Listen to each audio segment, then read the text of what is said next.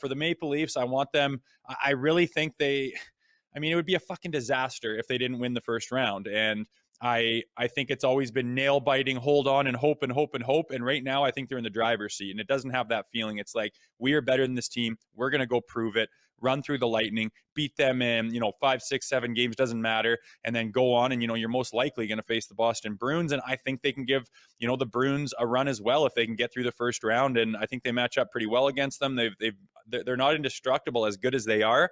And in a 7-game series, you just got to catch heat from a few key players and play as a team and get that gel and momentum going, and you can beat anybody. So I really think the East is strong. Boston's obviously strong, but again, anything can happen in a 7-game series playoffs.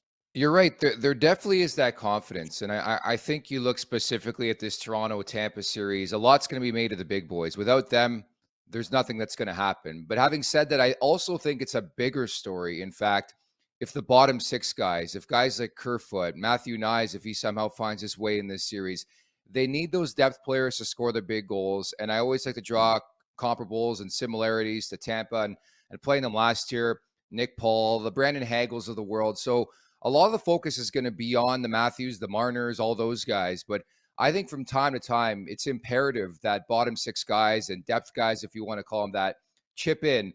Or I think you don't go as far as expected, as we've seen the last couple of years. There's just already so much pressure on the big boys. Others have to rise to the occasion, Rosie. It's paramount. Yeah, and I think that the addition of Ryan O'Reilly, guys have been talking about it in the media for a little while now, but that really was a missing puzzle piece. I think he rounds off that top six so well, and it just gives them the Yeah. ability to have some breathing room.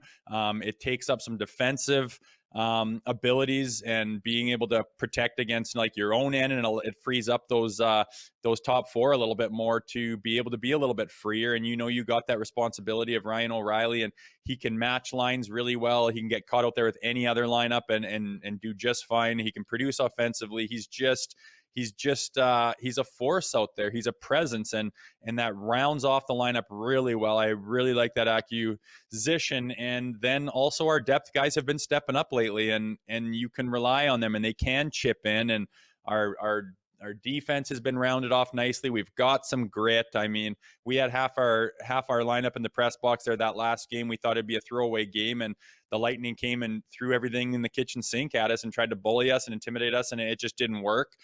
So that's a nice positive sign as well. I just think they're as well of a rounded team as they've been in a long time, and I just don't feel like their opponent this year is at the top of their game or their potential. So it's a good lineup. I have confidence, and I just don't think there's a ton of pressure and a ton of scared guys in that locker room like there has been in the past. I think they're ready to go, and I got my money on them.